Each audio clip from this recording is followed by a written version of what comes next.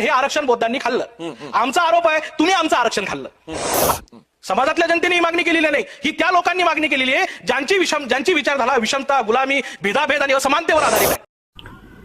जय भीम, जय संविधान, जय शिवराय, नमो बुद्धाय। मित्रांनो, आज महाराष्ट्रामध्ये चर्चेत असलेला मुद्दा म्हणजे आरक्षण उपवर्गीकरण न्याय की अन्याय यावरती सविस्तर माहिती देत आहेत कुणालदादा पैठणकर। जगात जर कोणी अण्णाभाऊ साठे जर पोहोचवले असतील तर ते महाराणी आणि बौद्धांनी पोहोचवले, असे ठाम मत मांडत असताना आपल्याला कुणालदादा पैठणकर हे दिसत आहेत। पहा व्हिडिओ।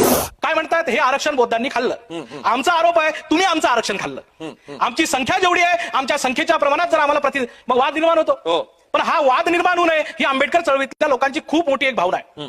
मी काही मनाने बोलत नाही, मी आकडेवाऱ्यावर बोलतोय। आज जर शासन प्रशासनातली जर हिस्सेदारी बघितली, मला घुमरे काकांनी सांगितलं, मी खंडारे साहेबांची एक गोष्ट आणखी त्यांना सांगू इच्छितो की उत्तर भारतात जर तुम्ही युपीत गेले तर सगळे युपीतले चर्मकार हे बौद्ध आहेत। मग त्यांच्याबद्दल तुम्ही काय म्हणाल? खरं सर बरोबर आहे, परिवर्तनवादी बौद्ध आहेत।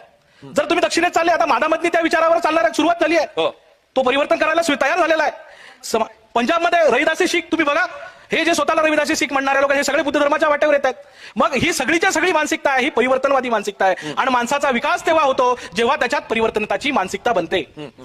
आम्हाला पळायला सारखं मैदान दिलंय आणि आम्ही सारखं मैदान दिल्यानंतर जर आम्ही पळण्यास तयार नाही तर यात चूक कोणाची?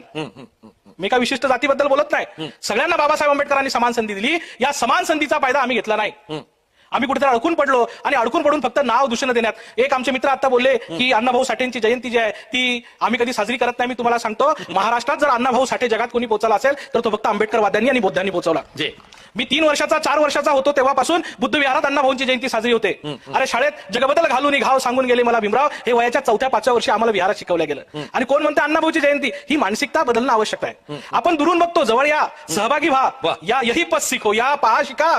आम्ही यायला तयार नाही, बघायला तयार नाही, सोबत राहायला तयार नाही, जाणून घ्यायला तयार नाही आणि दुरून विरोधाभास करतो आहे। माझी एक विनंती आहे, हे खोटे विधान बंद करा। 59 जातीच्या लोकांनी उपवर्गीकरणाची मागणी केली, मला यादी दाखवा ज्या वेळेला या महाराष्ट्रामध्ये आजचे विद्यमान मुख्यमंत्री आहेत, याच्यापूर्वी पहिल्यांदा ज्यावेळेस मुख्यमंत्री झाले, नागपूरला एक मिटिंग झाली, त्या नागपूरच्या उपा मिटिंग मध्ये त्यांच्या संघटनेत काम करणाऱ्या लोकांची एक बैठक झाली आणि त्यांच्या विचारांच्या लोकांनी ही मागणी केली की आम्हाला उपवर्गीकरण द्या। समाजातल्या जनतेने ही मागणी केलेली नाही।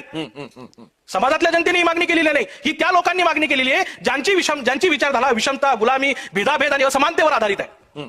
आम्ही तर समता, बंधुता आणि न्यायाच्या आधारावर आहोत। पण ज्या लोकांना भेदाभेद, गुलामी आणि षड्यंत्राच्या आधारावर जातीत भांडणं लावायचे आहेत, त्यांनी आमच्या 6738 जातीत विभागणी केली। आणि तुम्ही तर 2च जातीचे माणसं आहेत भांडणं लावायला, त्यांना सोपं येते, त्यांना सोपं येते।